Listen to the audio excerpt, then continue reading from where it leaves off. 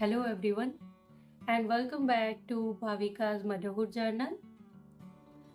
आज इस वीडियो में हम बात करेंगे प्रेगनेंसी में महिला की बॉडी में होने वाले कुछ बदलाव के बारे में।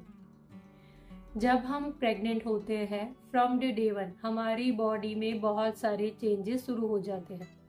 सबसे पहले तो हमारी इम्यूनिटी थोड़ी सी वीक हो जाती है। जब हमारी बॉडी में कोई नई चीज़ आती है, जैसे जब भ्रूण विकसित होना स्टार्ट होता है, तो ये बॉडी के लिए नया है और इसको बॉडी इतनी आसानी से एक्सेप्ट नहीं करती है और सबसे पहले हमारी इम्यूनिटी को थोड़ा सा डाउन कर देती है।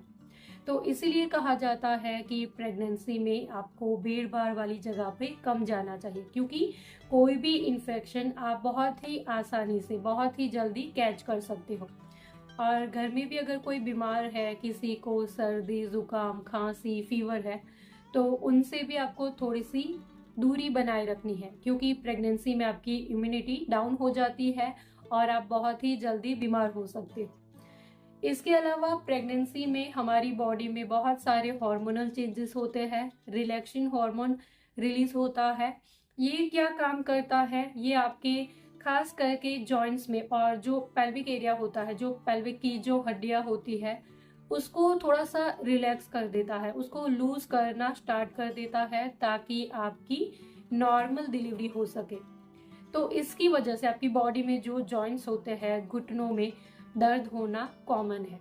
जैसे जैसे आपकी प्रेगनेंसी आगे बढ़ती है तो आपको जॉइंट्स में पेन हो सकता है, तो ये भी रिलैक्सिंग हार्मोन की वजह से है। इसके अलावा प्रेगनेंसी में आपका डाइजेस्टिव सिस्टम थोड़ा सा वीक हो जाता है, क्योंकि बॉडी का सारा फोकस पेट में जो भ्रूण विकसित हो रहा होता है उसके ऊपर होता है।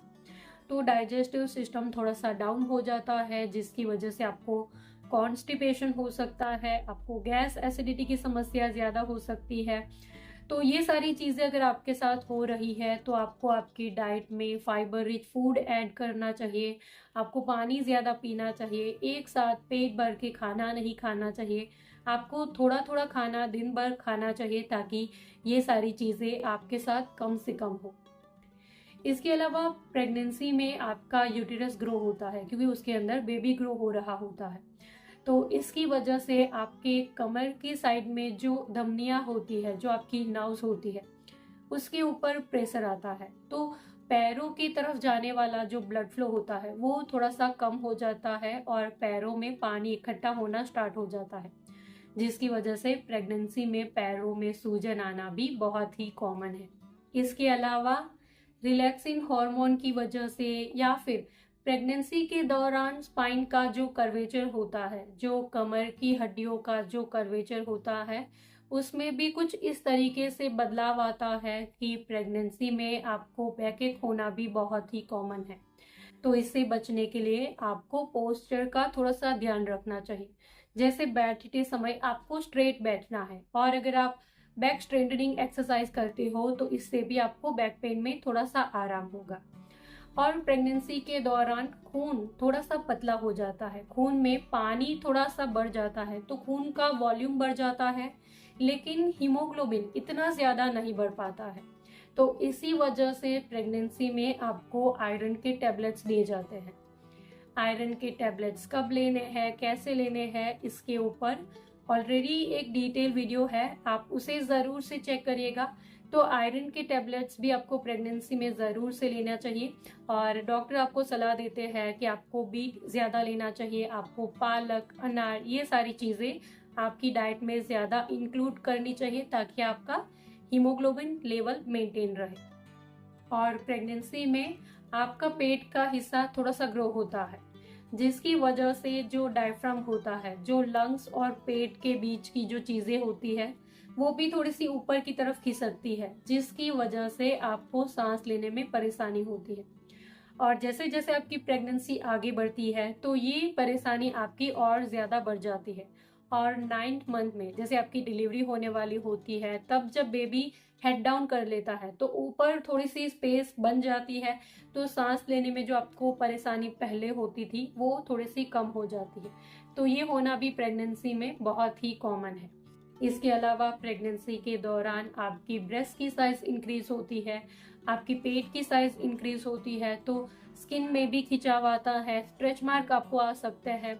इसके अलावा प्रेगनेंसी में आपकी बॉडी में बहुत सारे हार्मोनल चेंजेस होते हैं, आपको पेन होता है, जैसे कमर में पेन होता है, घुटनों में पेन होता है, स्वेलिंग हो जाती है, आपको आपके पेल्विक एरिया में जो वजाइना के पास का जो एरिया होता है, पेट का जो निचला हिस्सा होता है, उसमें भी कई बार पेन होता है। तो ये सारी चीज़ों की वजह से प्रेगनेंसी के दौरान मूड स्विंग होना भी बहुत ही कॉमन है, जैसे चिड़चिड़ापन आ जाता है, बिना किसी रीज़न के आपको गुस्सा आ सकता है, बिना किसी रीज़न के कई बार रोना आ जाता है, बिना किसी रीज़न के कई बार आप खुश हो जाते हो।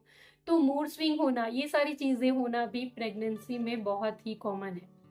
और ये सारी चीज़ें कब तक होगी?